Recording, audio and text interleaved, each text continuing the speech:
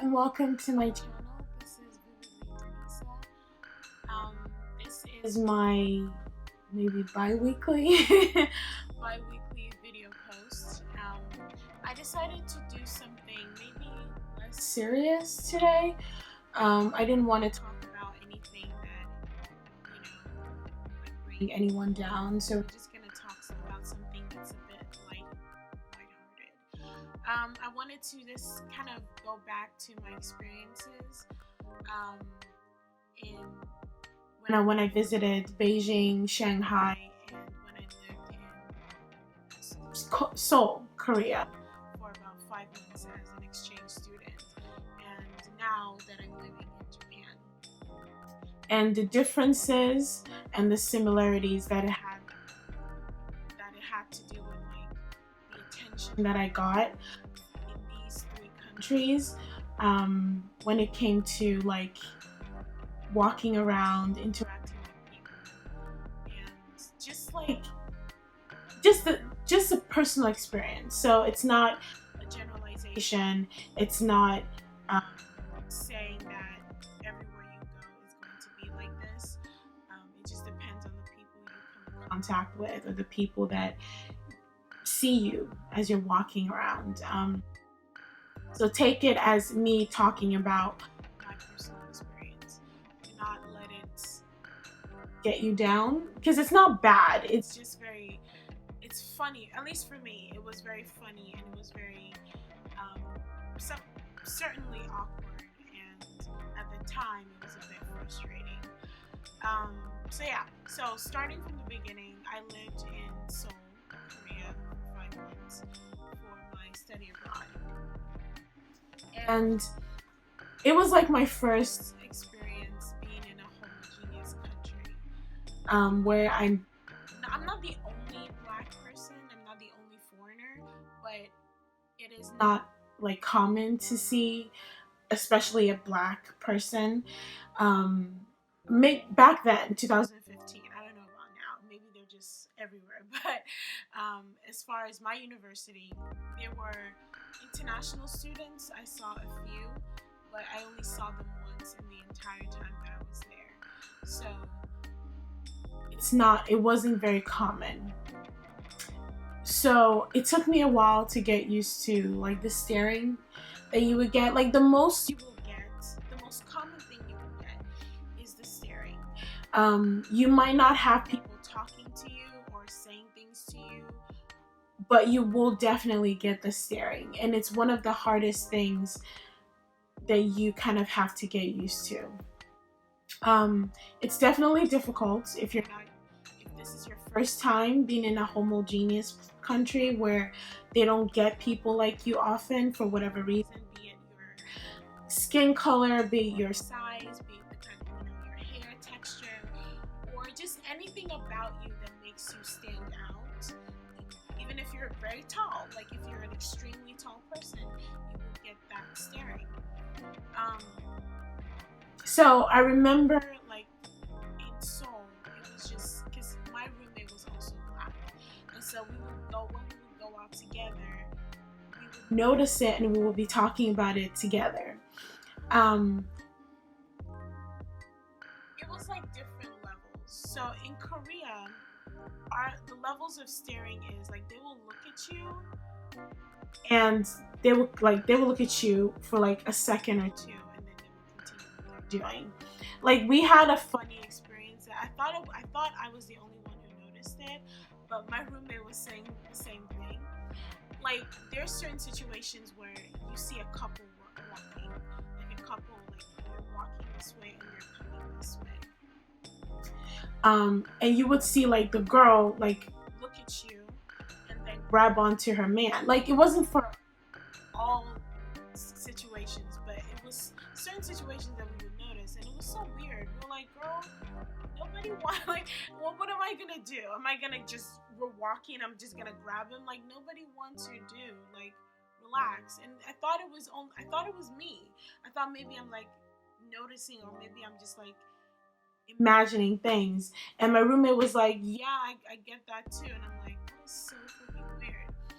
But like I said, it's not all situations, just certain situations that we would notice. And I thought it was funny because it's like, relax, nobody wants it, just calm down.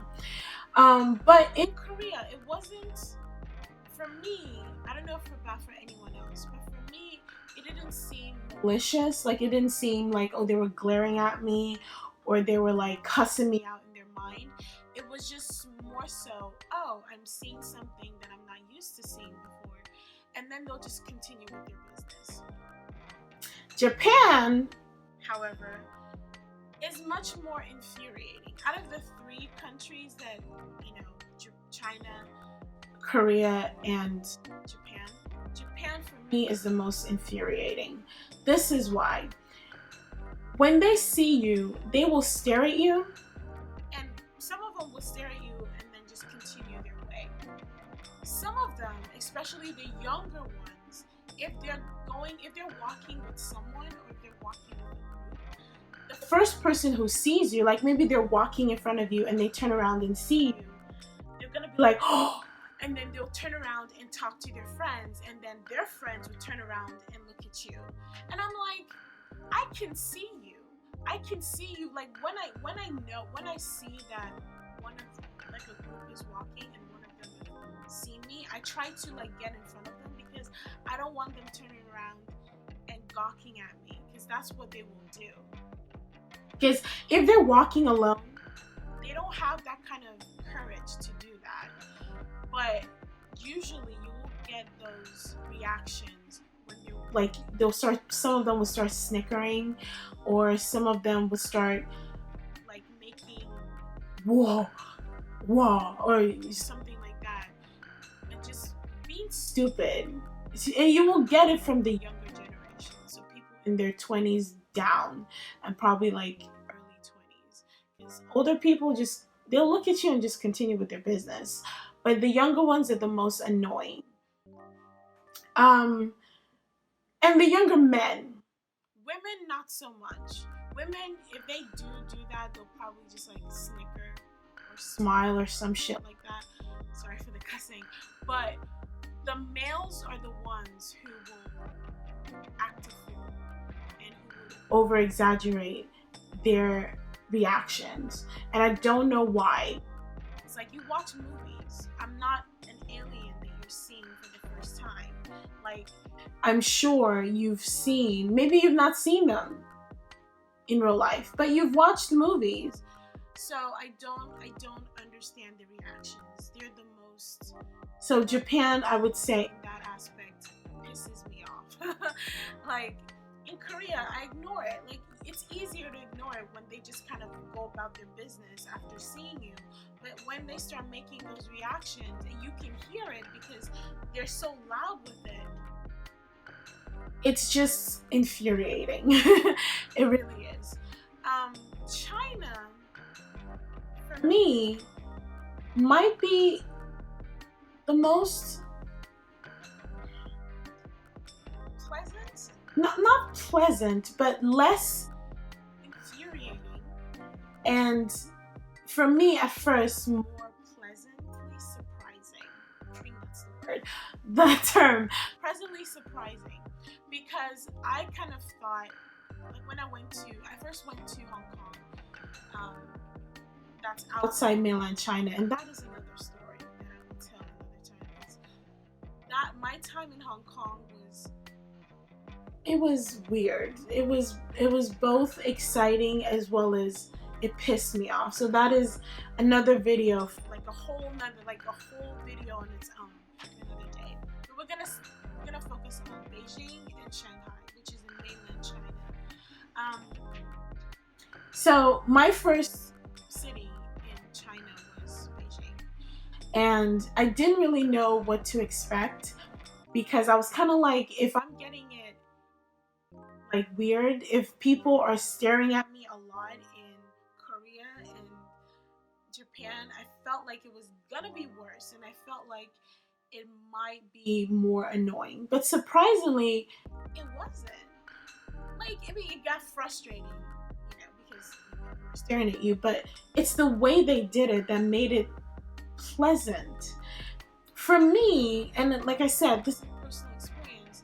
I remember the first time I noticed it, I went to the Forbidden Palace, and it was crowded. Like, it was crowded with both Chinese people as well as foreigners, tourists.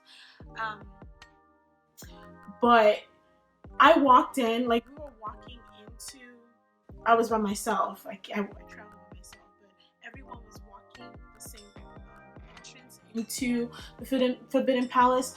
And I turned around and I noticed this little girl, and she's looking up at me and she's smiling. She has this like bright smile on her face, and I thought it was so cute. So I turned around and I smiled back and I waved, and she waved too. And then I'm guessing her father saw the interaction and he was smiling. And so that was the first time I started noticing it. Like, when people would see me in Beijing, they would smile, and it wasn't like, oh my gosh, alien, or oh my gosh, like it was this. Even though I'm sure they were surprised to see, like, because you don't really expect to turn around and see something you're not used to. But it was more pleasant. Like, it wasn't with a frown. It wasn't with a scowl. It was a smile, and I thought that was so sweet. And when they would do that, I would smile back, because it's pleasant. Like, someone's smiling at you, and you just it's kind of a reaction to smile back. You're not gonna be like, don't look at me. Like, you're not gonna do that. But in Beijing, I did get more people trying to take pictures of me and with me. Like in Seoul, that only happened once, and I was wearing a traditional outfit, and so I could understand that. But in Beijing, I was dressed normally. Like, I was dressed like, I dress every day. And I had, a few people, like this one. I remember this woman. I was walking outside of an attraction. Well, not an attraction, outside of a historical place. I think this was in Shanghai. This was when I went to Shanghai. And she just came up to me and she was like, picture. And she put a smartphone in my face. And I kind of felt bad not like saying okay. Like, I don't want to be like this. So I was just like, okay, whatever. And so she took a picture, a selfie with me. I was like, this is weird. But like, I kind of feel bad not saying okay. I think I've only rejected it once, and I kind of felt terrible about it because the guy was being nice. But at that time I was tired. I just wanted to get to my hotel room. I felt sweaty because it was like hot. The sun had been burning me, and so I was like, I just want to go home, like to the hotel, and take a shower and go to sleep. So I was like, no. But I did feel bad afterwards, so I just kind of say, okay, and then they do it fast, and on your way. But yeah, it was a pleasant experience. I think it was pleasant because I was expecting the worst. Because I had heard a lot of stories about Black people in China, good stories and bad. But the bad kind of tends to outweigh the good in your perception of things. Like, that's the ones that kind of stick the most to you. And so I was like, oh, it's gonna be awful. But I've always wanted to visit China, and so I was like, I'm not gonna let it stop me. And I'm glad that I didn't, because I love going to China. Not so much because of the people, but because of the places that you can go see. It's rich in culture. So I'm glad I didn't let it stop me. And I hope that my future experiences, no matter where I go, stays pleasant. Like the one that I was talking about in Hong Kong, it wasn't personally, like, the experience I felt was more a cultural thing, like a racist thing or a personal thing towards me. But like I said, I'll kind of explain it in another video. It's too long for that. But yeah, but like I said, the experiences based on everyone, based on each person. We don't necessarily meet the same people. Even if we do meet the same people, we might meet them in different circumstances. So if someone goes to a country and is just like me, but experiences, the worst, it might not happen to you, and it might happen to you. It just depends. And plus, like, I was only in Korea for 5 months. I wasn't there for that long, and I was only in Beijing and Shanghai for 6 days in total. 4 days for Beijing, Shanghai 2 days, and in different times. So I didn't really experience what it's like living there, waking up every day, being there 24/7 for months on end. I can only speak about my experiences in Japan, because I've lived in Japan for about a year and a half, a year and 8-9 months. It'll be 2 months in 2 years in August. So I can only speak like fluently on my experiences in Japan, a little bit in Korea. But yeah, so do not let it discourage you. Like, go visit places. Don't worry about how you're gonna be treated, how you think you're gonna be treated, because that's what stops a lot of people from, taking risks and traveling outside of your comfort zone. And it is scary. Trust me, it is. But if the love of travel will kind of help you through that, you will kind of get over it, because you want to go there and you really do, and that will kind of help you through it. And when you get there, it's not as bad as you think it is, and it's pleasantly surprising, because you have this like level of, oh, it's gonna be awful, or it's gonna be this, it's gonna be that, and when it's the opposite, it's pleasantly surprising. So yeah, that was just kind of like my personal experience on being in these 3 countries, and what I felt was their perception of me, or how they reacted to me. I hope you really enjoyed this video.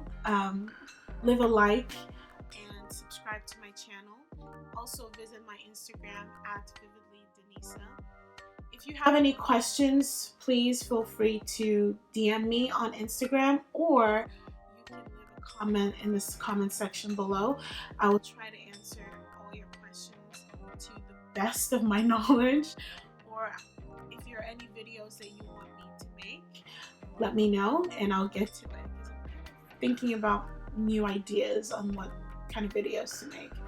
So I'll see you guys next video. Thank you guys for watching, and see ya. Bye.